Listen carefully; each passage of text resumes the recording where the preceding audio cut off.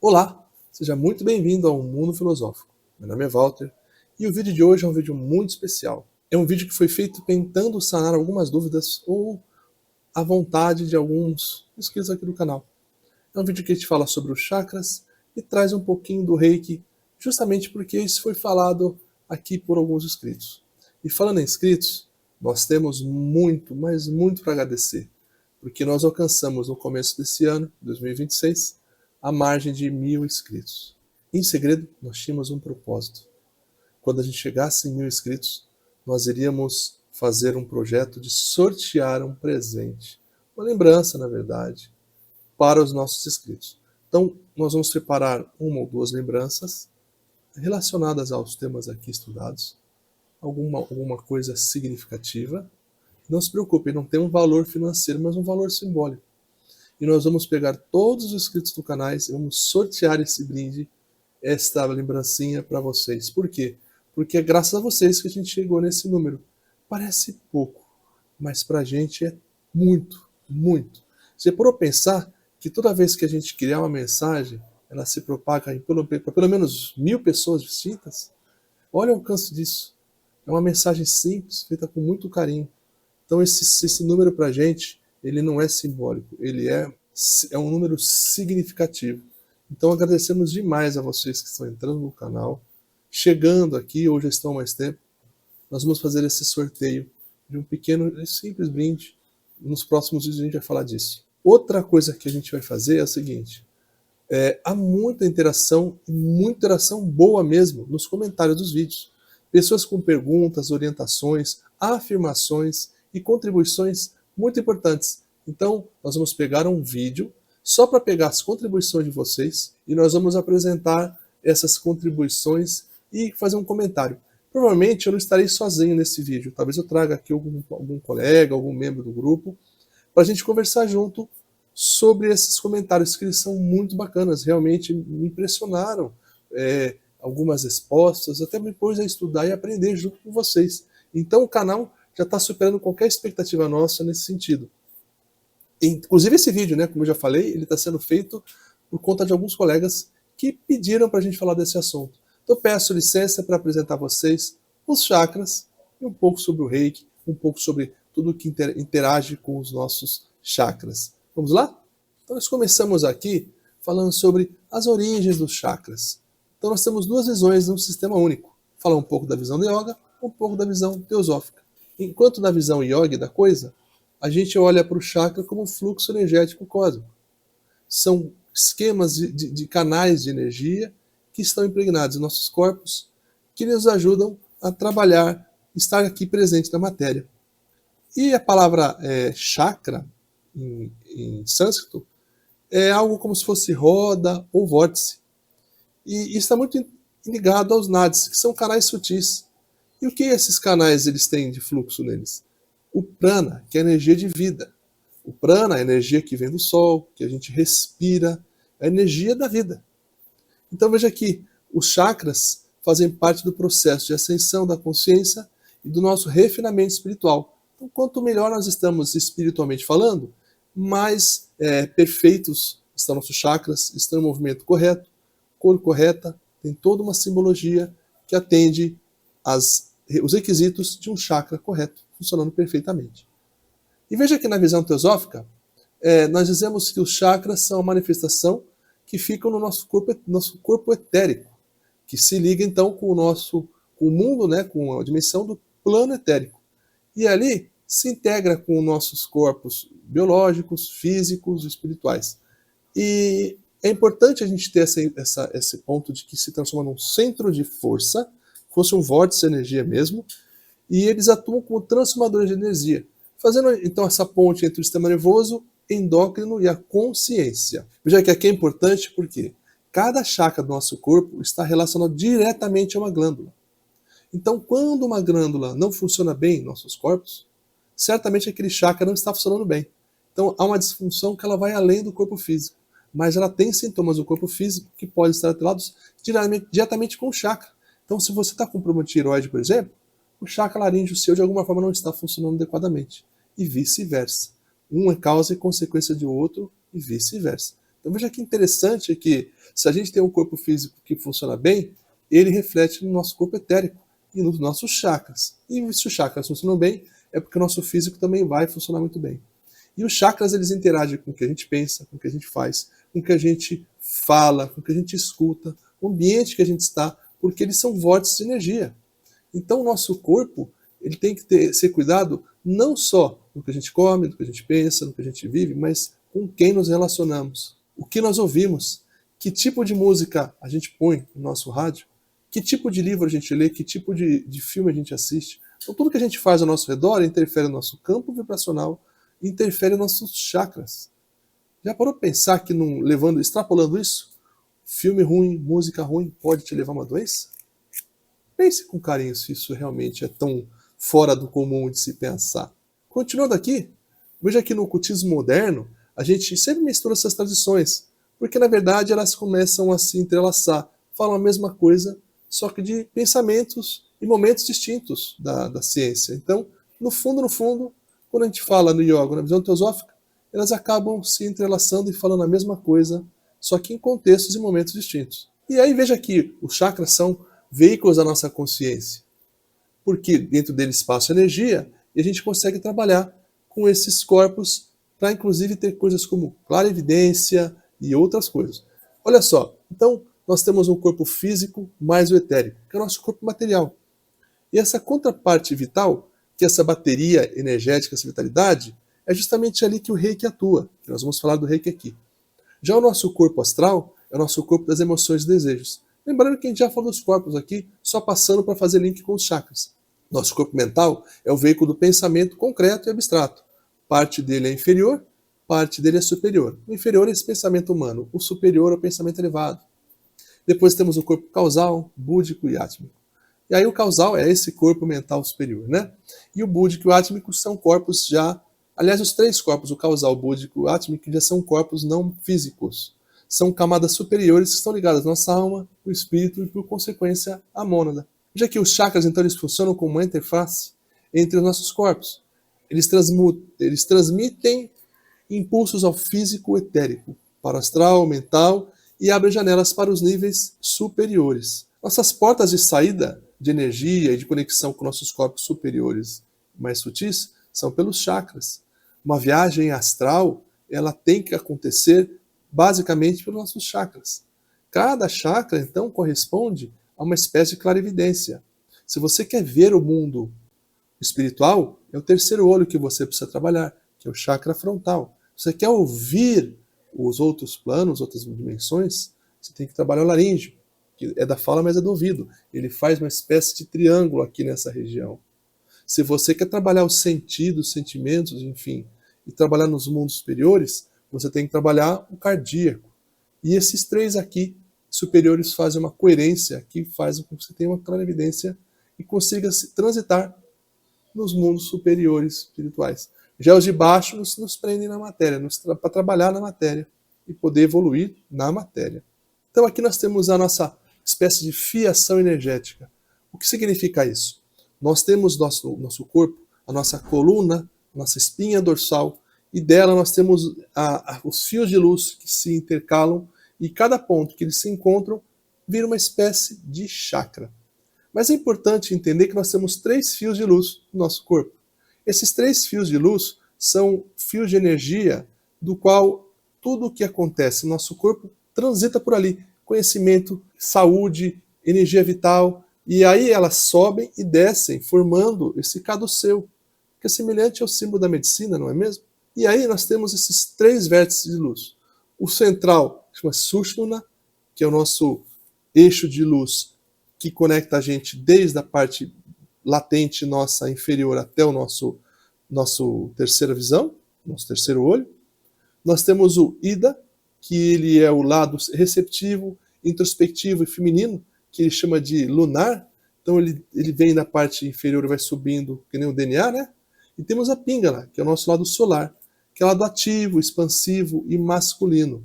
Veja que durante o dia a Ida e a Pingala, elas intercalam a sua preponderância em você. É tão forte isso porque todo ar que a gente respira, que recebemos o prana junto com o oxigênio, ele recebe pelo nariz Então você pode perceber que em momentos do dia, um nariz seu está mais aberto que o outro. E eles intercalam. Por quê? São os momentos em que a Ida e a Pingala estão intercalando a energia masculina e feminina entrando no seu corpo para te equilibrar. Então, você acorda, sempre vai ter um nariz que está melhor. E aí você vai vendo que ao longo do dia isso vai mudando. Por quê? Porque essas duas energias precisam se retroalimentar. E elas têm um momento certo para isso. E ao longo do dia, quando você encerra o dia, se você está seguindo o seu ciclo circadiano correto, você vai receber as duas energias na quantidade correta ao longo do dia, e elas vão se transitando e se interagindo, nos transformando nesse equilíbrio. Então veja que dormir certo, dentro do seu ritmo, do seu corpo, também é um jeito de equilibrar o seu masculino e feminino dentro de você. Porque você faz com que você permita que essas energias positivas e negativas, masculina ou feminina, qualquer que seja como você goste de chamar, que elas possam se recarregar da maneira certa, na quantidade que esteja correta. Se você permitir que uma entre mais do que a outra, você vai ter um desequilíbrio momentâneo por conta dessa situação. Então veja a importância de nós termos até o sono bem equilibrado por conta disso. E aí, dito isso, nós temos o Sushumna, que é o nosso fio central, que é a sustentação, e é na base do Sushumna que nós temos a Kundalini. E o que é Kundalini, no fim da verdade? É uma potência latente que fica na base da nossa coluna, que chama-se Muladhara. E não são fogos de artifício. A Kundalini ela não desperta de uma hora para outra sozinha. Ela precisa ter uma espécie de ambiente propício para isso. Então, a gente tem que tomar muito cuidado quando a gente fala de subir a Kundalini, porque ela exige ética, refinamento do caráter. Forçar esse processo sem preparo, você pode causar desequilíbrios psíquicos, até físicos, severos. Veja que a Kundalini é a base de todo o fogo do nosso corpo, da energia de calor do nosso corpo. É a serpente que fica lá adormecida naquele espaço, na base da Sushumna. Se você tentar despertar a sua Kundalini no momento errado, você pode ter problemas inclusive físicos, de queimaduras mesmo, porque é um fogo interno que ele se dispara dentro de nós, causando uma iluminação, se você tem corpo, mente, espírito preparado para isso. O ideal é que você não mexa com isso, porque se você está pronto, a tua consciência superior ativa ele sozinho na hora certa. E o despertar não está ligado diretamente com a Kundalini. A Kundalini é parte do processo que, até para falar para você a bem da verdade, dos tempos para cá, é o que menos nos importa agora é ativar a Kundalini. O que nos importa nesse momento planetário que nós estamos e das nossas consciências é ativar do cardíaco para cima, porque aqui nós estamos trabalhando nos nossos eixos espirituais superiores, mais sutis. A Kundalini é a base do que nós temos de mais animal. Então, para você ativar tudo isso, você tem que ser um homem integral, como Jesus foi. Então, há um passo muito longo para chegar lá. E é muito demorado, é um processo muito complexo, que talvez não valha a pena a gente trabalhar numa encarnação como a que nós estamos agora, num momento de transição planetária. Talvez o melhor seja a coerência que tem que existir no cardíaco, no laríngeo e no frontal, e também no coronário. Conseguindo isso, nós temos uma vitória gigantesca na nossa evolução e no despertar da nossa consciência. Então a Kundalini é algo que realmente não é que é desnecessário, mas talvez não seja o melhor momento para aqueles que estão trabalhando na sua evolução espiritual nesse momento de transição do planetário. Então aí temos o triângulo inferior, que é justamente a parte de sobrevivência, de instinto. E temos 3 chakras aqui. Como vocês podem ver na imagem, nós temos o Muladhara, que é o chakra raiz, ele fica na base da coluna. É próximo a ele que a gente tem a Kundalini.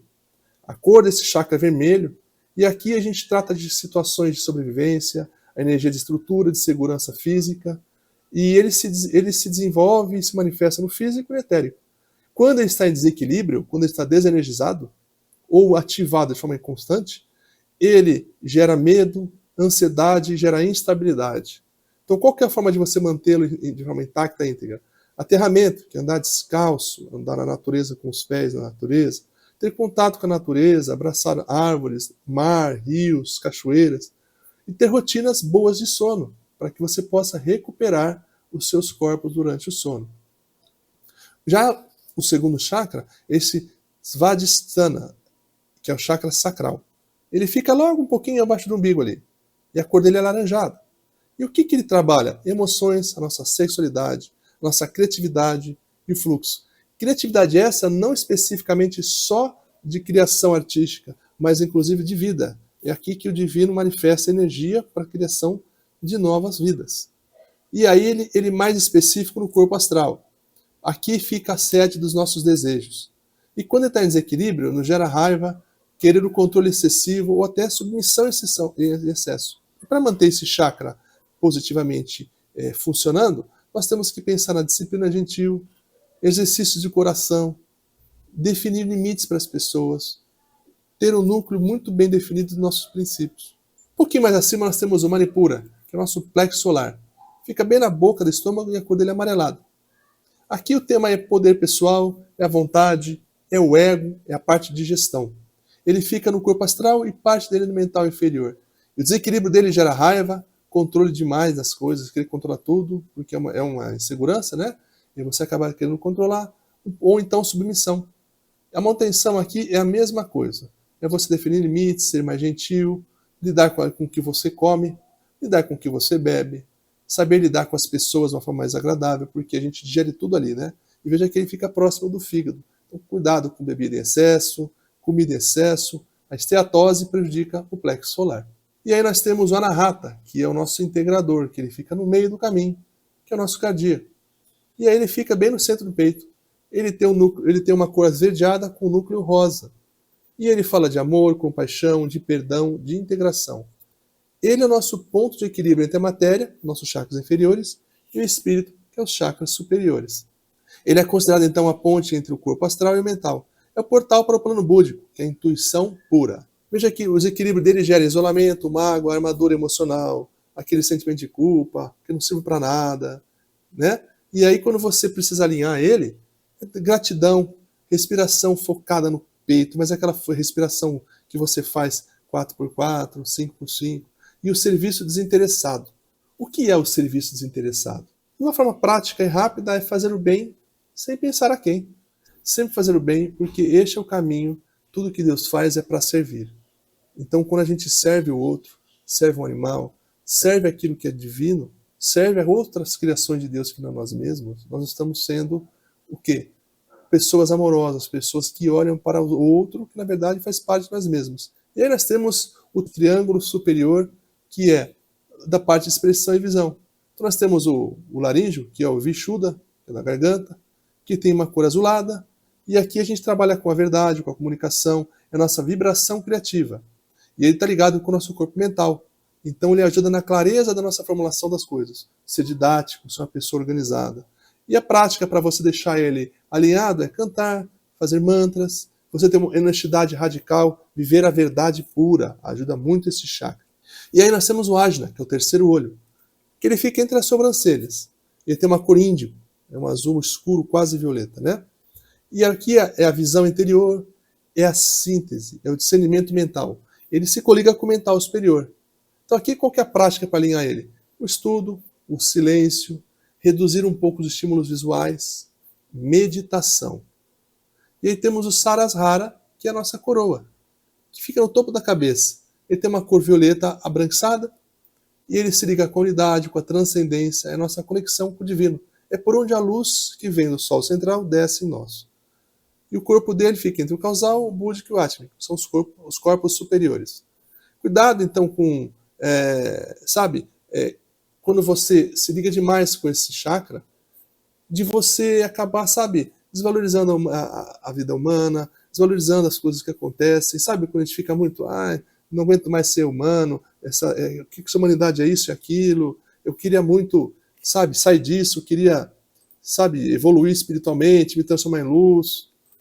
Aí é o perigo, porque você acaba prejudicando o funcionamento do Sarasrara. É justamente esse o perigo. Porque se você começa a querer se desligar muito do material, que tem que ter um equilíbrio, nem muito nem pouco, mas se desligar porque essa humanidade não serve, coisas assim, esse chakra coronário começa a não funcionar direito. E qual é o perigo? É por ali que a luz do Sol central entra, é ali que vem a luz que mantém esse corpo vivo. Nossa conexão com os demais corpos, com as nossas demais partes, justamente ela ocorre por esse fio que passa pelo coronário. Ele é a nossa conexão com o divino. Então nós não podemos renegar isso. Então um grande exercício para trabalhar esse chakra é a gratidão. por tudo. Gratidão pela vida, pela respiração, pela família, por todo o nosso redor, pelo que nos falta e por aquilo que nós queremos alcançar. Gratidão por termos desafios a vencer, conquistas a fazer. Tudo isso é muito importante para esse chakra, que é o chakra nosso da coroa. Porque o Egito não entendia essa ligação de chakras, né? Eles não tinham esses 7 chakras definidos que ocorreram na Índia. Mas a simbologia deles, funerária, revela um conhecimento profundo dessa anatomia energética humana. Então, eles faziam o quê? Eles entendiam que o coração era ele que, para se julgar, se a pessoa ia para o céu ou para o inferno. Vamos por assim, não eram esses termos, tá? Então, era a balança de Da'at. E aí, quando um faraó falecia, eles entregavam objetos, que era o cajado, que é o Reka, que era o princípio da ativação solar, da vontade. E aí também entregavam esse segundo objeto, que é o Nekaka, que é o flagelo, que é o princípio passivo lunar. Então ali, olha, um fala de vontade, o outro fala de purificação. Então, o faraó, quando ele era mumificado e colocado nessa posição, representava o ser integrado, equilibrando Inda e Pingula no altar do coração. Então, na verdade, aqui, eles falavam de chakras, só que de uma outra linha, de um outro tipo de conceito, outra forma de pensar nisso. E a importância aqui é justamente porque para que o faraó fosse levado para esse julgamento e ali ele fosse tratado como divindade, porque ele levava objetos de valor. Voltando um pouquinho em outros assuntos que a gente fala, nós temos uma correlação que ela é simbólica, mas não é uma equivalência exata, porque não é um estudo que ainda está totalmente trabalhado e consolidado. Mas, de qualquer forma, a gente consegue ver uma correspondência do nosso corpo energético, não exatamente com os chakras, com a árvore da vida. Como a gente pode ver aqui, no nosso chakra raiz, na parte de baixo, onde nós temos a base, nós temos Malkut, que é o reino da árvore da vida. Então ali é a base da realidade física, que é terra, né? Malkut vem de Malkutá, do aramaico, e Malkutá é justamente terra, é o plano físico. E Malkut também é isso em hebraico. E aí nós vemos que a beleza, que é o nosso chakra cardíaco, que é o centro harmonizador da árvore, está em Tiferet, que também está bem no centro da nossa árvore da vida. Então é interessante que, tanto na árvore da vida como nos nossos chakras, o ponto de intermédio entre o mundo superior e o mundo inferior é justamente no mesmo ponto quando a gente sobrepõe a árvore da vida no corpo humano. E aí a Keter, que é a coroa, corresponde à nossa fonte divina, nosso chakra coronário, e Keter realmente é coroa em hebraico. E aí o que tem acima disso, que é o nosso divino, o divino do corpo, o divino da árvore da vida, que é o Ein Sof. Então as coisas meio que se coligam, né? Formam uma espécie de coligação. E nós temos um princípio hermético que fala que o que está em cima é como está embaixo. Então, a gente percebe que a energia flui nos nossos corpos e nos chakras, desde a descida da consciência até o retorno ao divino. Então as coisas meio que se correlacionam aqui também. Vou falar um pouquinho do Reiki, porque ele tem uma ligação com o chakra, sim. Porque o Reiki, ele trata de uma manutenção de energia do corpo. E ele fala de 2 energias básicas, que é Reiki universal e Ki, que é a nossa energia vital, que os hinduístas chamam de prana, os chineses orientais chamam de Chi, e ela foi descoberta por Mikao Usui, no Japão, que ele era influenciado pelo budista, pelo shintoísmo, e aí ele descobriu essa energia e trabalhou para que ela pudesse ser usada com posição de mãos para poder energizar os corpos. Então o Reiki ele atua primariamente no corpo etérico. Funciona como uma espécie de fisioterapia energética. Organiza o fluxo de energia vital, desobstruindo esses canais de energia. Então, e outra coisa, não depende da energia do terapeuta, mas do fluxo universal de luz. Veja que o reikiano, então, ele é só um canal. Mas não se engane, se a pessoa não está bem naquele dia, ela pode sim ter energias não positivas no corpo dele e acabar transmitindo para a pessoa. Então, o reikiano, por natureza, tem que ser uma pessoa muito, muito limpa, muito transparente, tem uma relação ilibada com as coisas, para que ele possa interferir o mínimo possível naquela pessoa que está recebendo energia. E é muito comum para aquelas pessoas que fazem o Reiki usar o próprio Reiki para poder energizar os seus chakras. Então, as próprias posições de manutenção do Reiki são nos chakras. Quando vocês fazem o Reiki, no nível 1, por exemplo, as primeiras aulas, você aprende justamente a energizar os seus chakras. Então, o primeiro ponto é esse. Nos demais níveis do reiki, você aprende reiki à distância, símbolos, e aí você faz reiki em outros níveis para comunidades, para cidades, e aí depois você faz o nível mestre, que aí você trabalha com essa energia, manipula de outras formas, de forma alquímica, e pode iniciar outras pessoas. Então reiki é uma ferramenta de excelência para você poder ajustar os seus chakras e dos outros que recebem a energia que você vai trabalhar. Em verdade, a própria energia do reiki, quando aplicada na pessoa, é inteligente. Então, às vezes você está manipulando a energia, colocando em posição de mãos próxima a um órgão, mas aquela pessoa precisa muito mais daquela energia num outro lugar, a energia vai até onde precisa, porque ela não é manipulada, ela não é direcionada por quem aplica. É apenas a pessoa um canal para receber a luz. E a luz vai para o corpo da pessoa onde precisa ir. E é quente, uma energia muito forte. Muito interessante, quem gostar do reiki, fizer cursos de aprimorar essa técnica, ela é excelente. Sabe que muitas tradições fazem coisas semelhantes, com outros nomes, mas não usam para as pessoas demais, usam só para eles mesmos. Então, muitas filosofias e teorias afins usam, sim, a energia aqui, a energia prana, mas com outros nomes.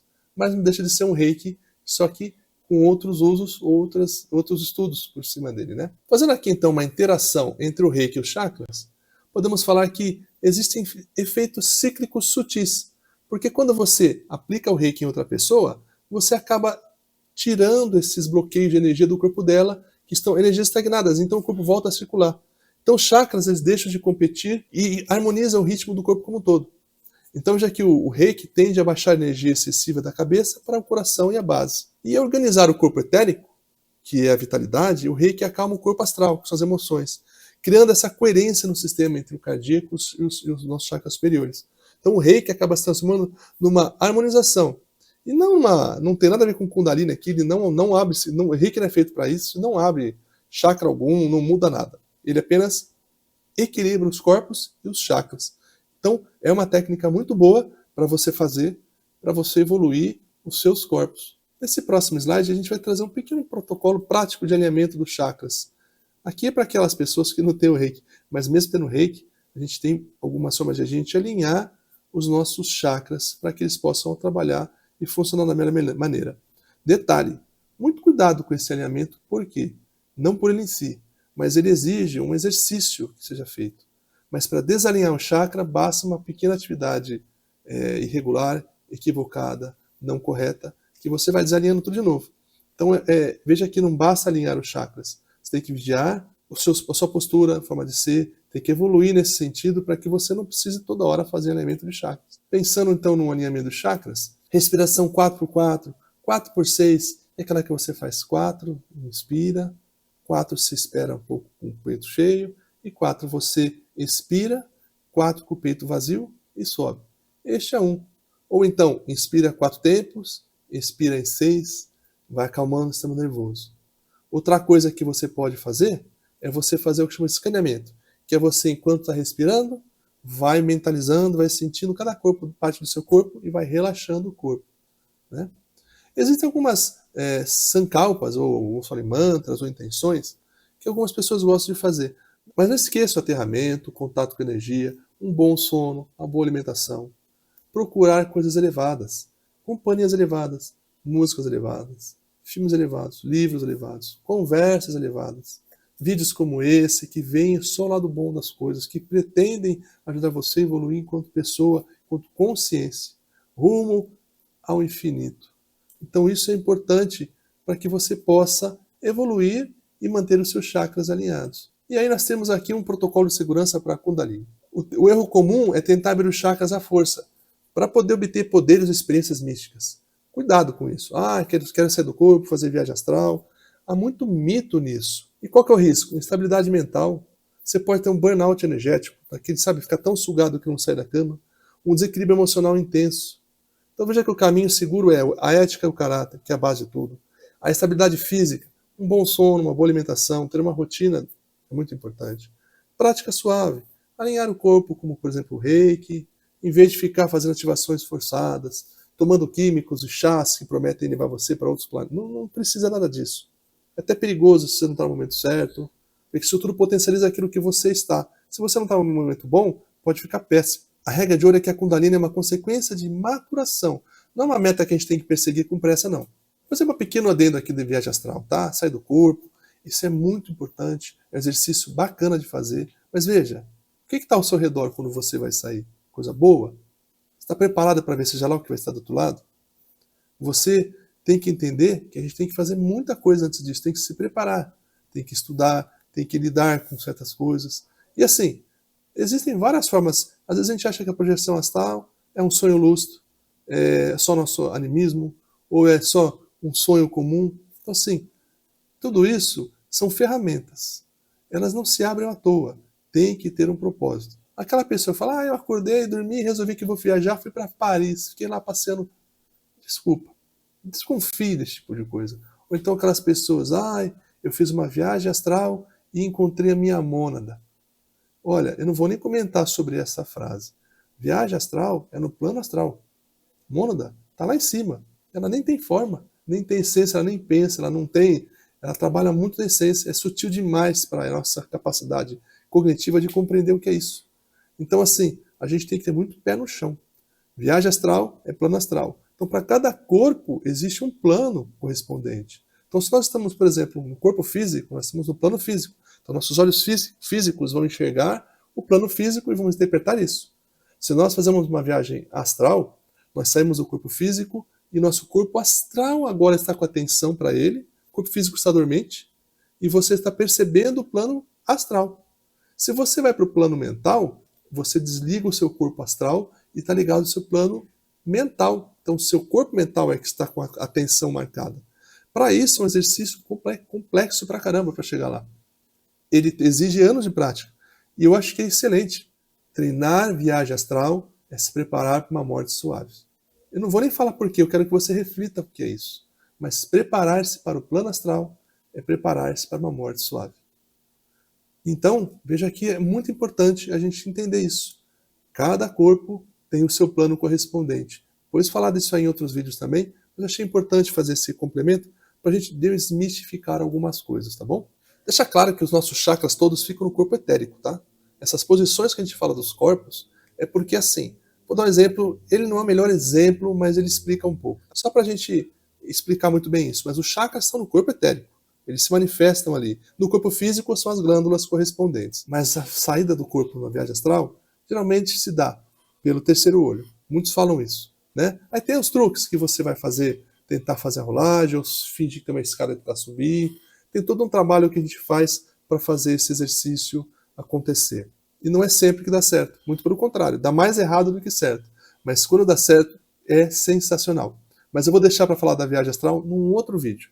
Mas assim, deixar claro que os corpos dos chakras ali são apenas para fazer trabalho de energização, para saber quais canais eles se coligam.